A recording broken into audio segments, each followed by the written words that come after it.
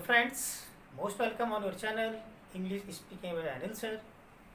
Friends, जिस प्रकार से हम लोग अर्लियर वीडियोस को अच्छे से तैयार किए हैं और अच्छे से परफॉर्म आप लोगों ने किया है, इन द सिमिलर वे इसको मेंटेन रखिए।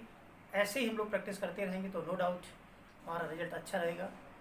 ओके, तो इन दिस क्रम आज आपके सामने फिर बहुत ही एक इम्पॉर्टेंट यूज़ के साथ मौजूद हैं। जो यूज़ आप लोग अक्सर सेंटेंस देखे होंगे या मैंने पहले कभी एक शुड मस्ट यूज पढ़ाया था तो वहाँ पर थोड़ा जिक्र भी किया था। ये सेंटेंस आता है कि वो घर पहुँच गया होगा, वो आ गया होगा, तो सेंटेंस देखिए वहाँ लग रहा था फ्यूचर में।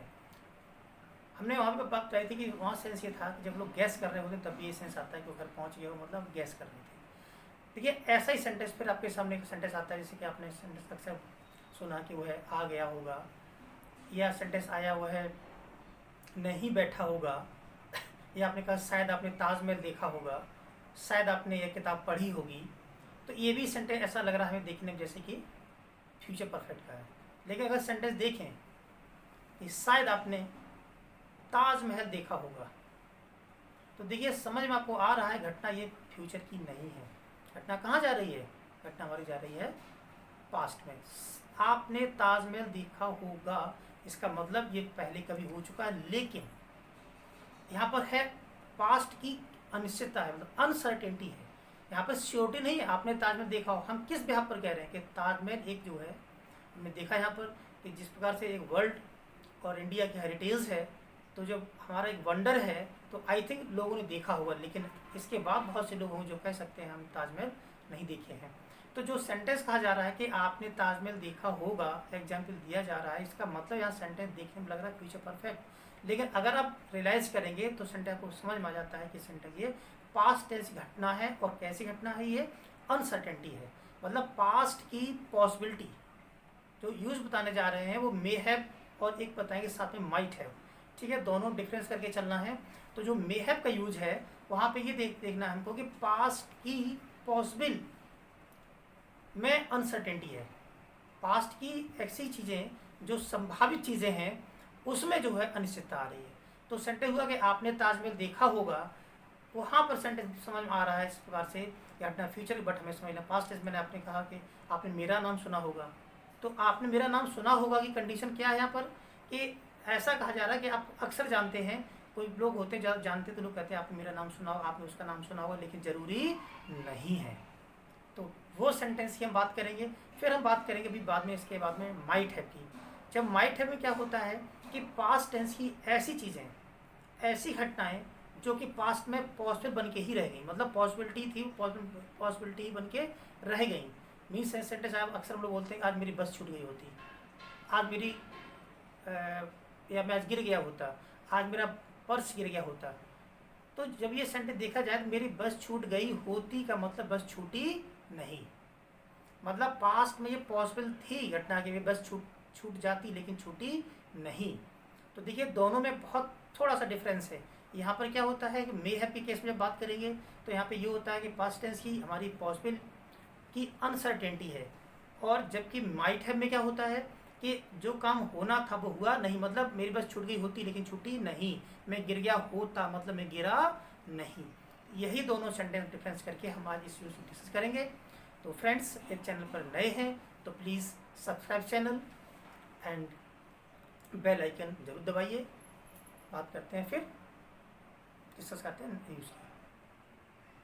तो friends, as I told you, may have possibility about past tense. तो ध्यान देना है पास्ट टेंस की, पास्ट की ऐसी पॉसिबिलिटी जो कि ऑलरेडी बहुत अनसर्टेन, बहुत ही अनिश्चित है। तो रूल बेसिक है, सब्जेक्ट मे हैव बल्कि third form, object etc. Simple है, मे हैव बल्कि थर्ड फॉर्म। तो ये एग्जाम्पल लिखा है, आपने सम्राट अशोक का नाम सुना होगा, सब जानते हैं सम्राट अशोक की जो है विजय विश्व महान रहे हैं। ठीक है, तो आप जानते हैं जिनके नाम से अशोक चक्र भी है, अशोक स्तंभ भी है। तो एक आप जानते हैं एक विश्व की एक सेलिब्रिटी है, ठीक है, और यूनिवर्सल किंग हैं, तो बहुत पॉपुलर हैं। इसका मतलब आपने नाम सुना होगा। बट आफ्टर इट, इसके बाद भी ऐसे बहुत से लोग होंगे जो कह सकते हैं I don't know who is सम्राट अशोक। ठीक है ना, तो मतलब यहाँ पे ये होगा कि आपने सम्राट अशोक का नाम सुना होगा, जो सेंटेंस है तो ये पास्ट की घटना है, अभी बात नहीं, पहले कभी आपने सुना होगा, हम ये कहना चाह रहे हैं। ठीक है ना, तो पास्ट की उसमें भी अनसर्टेनिटी है कि जरूरी नहीं है। मतलब ये है कि पॉसिबल है, इस बात की सही बात है कि एक ग्रेट एक सेलिब्रिटी है, ग्रेट पर्सनैलिटी है, तो आपने सुना होगा, लेकिन फिर भी ज़रूरी नहीं है। देन हम यूज़ करते हैं मे हैव का थर्ड फॉर्म। तो सिंपल है, बहुत सिंपल सा, यू मे हैव, बल्कि थर्ड फॉर्म जो सुना होगा, आपको ध्यान सुनने वाली बात तो नहीं है, कभी अपने चर्चा में सुना होगा, कभी इस स्टोरी में सुना होगा, तो इसका मतलब यूज किया may have heard emperor Ashoka. हमें नाम की जरूरत नहीं, you may have heard the name of emperor Ashoka, क्योंकि वो हमारे यहाँ पर ट्रांसलेशन हो जाएगा। हम लोग बात करें लैंग्वेज की, तुम्हारा सिंपल सेंटेंस ट्रांसलेट होता है you may have heard emperor Ashok. ठीक, एम्परर मीन्स होता है सम्राट। इसी प्रकार सेंटेंस और हो सकता है कि आपने यह किताब पढ़ी होगी, मीन्स क्या, किताब बहुत पॉपुलर है, बहुत अच्छी किताब है। तो जरूर है कि लोग अक्सर लोगों ने पढ़ी होती है, बट यहाँ पर जरूर नहीं, आप कह सकते हैं भाई मैं तो नहीं पढ़ी है। तो मीन्स क्या है, यहाँ पर पास्ट की देखेंगे, पास्ट की जो पॉसिबल इवेंट की अनिश्चितता, मतलब अनसर्टेनिटी, यहाँ पर सर्टेनिटी नहीं है। तो यू में है, ठीक है, हम रेड भी कह सकते हैं, बट यहाँ बात पढ़ाई की है, इसमें स्टडी यूज किए हैं, तो you may have studied this book, you may have studied this book. ठीक है, तो ऐसे ढेर सारे सेंटेंसेस होंगे जो आप अक्सर सेंटेंस बनाएंगे कि आपने बीजी तिलक का नाम सुना होगा, आपने रामायणा पढ़ी होगी, आपने यह टीवी सीरियल देखा होगा, या आपने कभी खुशी कभी गम मूवी देखी होगी, बहुत पॉपुलर मूवी हुई है। तो ऐसे जो भी सेंटेंस होंगे, जो ऐसी जो चीज़ें होंगी, ऐसे बहुत ही सेलिब्रिटीज़ होंगे जो बहुत पॉपुलर होते हैं। ठीक है, तो ऐसा माना जाता है कि लोगों ने सुने ही होंगे, बट इसके बाद भी ऐसे बहुत से लोग हों जिन्होंने नहीं सुने होंगे। जो वो नहीं सुने होने का मतलब होता है अनसर्टेनिटी। ठीक है, ये सेंटेंस हम लोग मे हैव से ट्रांसलेट करेंगे ऐसे। अब इसी प्रकार से जो है सेंटेंस यहाँ पर नेगेटिव भी हो सकते हैं। ठीक है, जैसे मैंने कहा शायद वह नहीं आया होगा, हम ये भी कह सकते हैं यही सेंटेंस में कि शायद वह आ गया होगा, शायद आप वहाँ गए होंगे। मतलब शायद जो शब्द यूज हो रहा है वो क्या शो कर रहा है, हमारा हम लोग खुद समझ रहे हैं, ये हमारी पॉसिबिलिटी ही शो कर रहा है। शायद मतलब परहैप्स होता है, बट इस सेंटेंस पढ़ के अगर हम देखेंगे कि शायद आपने किताब पढ़ी होगी, शायद आपने मेरा नाम सुना होगा, तो शायद जो वर्ड आ रहा है, हम लोग शायद मतलब क्या यूज करते हैं कि जहाँ पर कि होने के चांस जरूरी नहीं है। ठीक है ना, तो यही सेंटेंस देखिए नेगेटिव भी हो सकता है कि शायद वह नहीं आया होगा। तो देखिए शायद वह नहीं आया होगा, हम लोग कहते हैं कि शायद वो पार्टी में नहीं आए होंगे। तो यहाँ पर जो कहा जा रहा है शायद वो पार्टी में नहीं आए होंगे, तो पार्टी देख रहे हैं आप, समझ रहे हैं, पार्टी हो चुकी है, पार्टी भी होने वाली नहीं है, पार्टी यहाँ पर हो चुकी, शायद वो गए नहीं होंगे, नहीं शायद वो बारात में नहीं गए होंगे, शायद वो बर्थडे में नहीं आए होंगे, मतलब यहाँ पर बर्थडे भी हो चुका है, बारात भी हो चुकी है। तो देखिए शायद जो शब्द आ रहा है वो शायद हम यहाँ पर हिंदी में बोलें या ना बोलें कोई फ़र्क नहीं पड़ेगा। जब हम सेंटेंस बोल रहे होते हैं कोई नहीं आया होगा, तो हमको बात पता होगी कि हम किस वे में बोल रहे हैं। तो जब हम जिस वे में बोल रहे होते हैं, अगर वहाँ अनसर्टेनिटी है तो तुरंत मे हैव का यूज करेंगे, और जब सेंटेंस हमारा नेगेटिव हो जाएगा तो सेंटेंस शायद वो नहीं आया होगा, तो ही मे नॉट हैव होना चाहिए। तो थोड़ा सा बाई चांस लिख गया है, हम इसको करेक्ट कर देते हैं, ही मे नॉट हैव कम, क्योंकि ये जो है मिड में आता है, ही मे नॉट हैव कम। तो देखिए यहाँ पर हमें परहैप्स वर्ड यूज नहीं करना है। अगर आप परहैप्स वर्ड यूज कर देंगे तो फिर मे का रूल यहाँ पर खत्म हो चुका। हम लोग सब जानते हैं कि मे का यूज ऑलरेडी पॉसिबिलिटी के लिए होता है। ठीक है, अभी हैव के साथ वर्ब की थर्ड फॉर्म क्यों आ रही है, ये कम केम कम समझना है, वर्ब की थर्ड फॉर्म ही है यहाँ पर है, क्योंकि यहाँ पर अनसर्टेनिटी है। तो he may not have come. Sentence और हो सकता है, उसने झूठ नहीं बोला होगा, मतलब ये हुआ किसी ने कहा कि भाई उसने झूठ बोला है, तो आपने कहा ऐसा नहीं हो सकता है, उसने झूठ नहीं बोला होगा, मतलब झूठ बोला जा चुका है, या झूठ नहीं बोला होगा मतलब ये घटना पास्ट की हो गई है।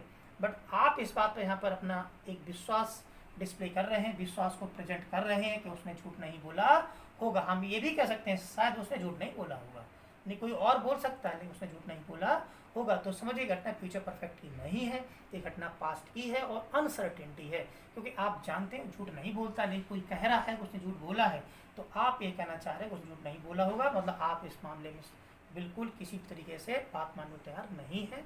तो हो जाएगा वहाँ पर he may not have told a lie. ठीक है, तो आई थिंक ये मे नॉट हैव हमें क्लियर है। ठीक है, अब हम लोग डिस्कस करेंगे माइट हैव।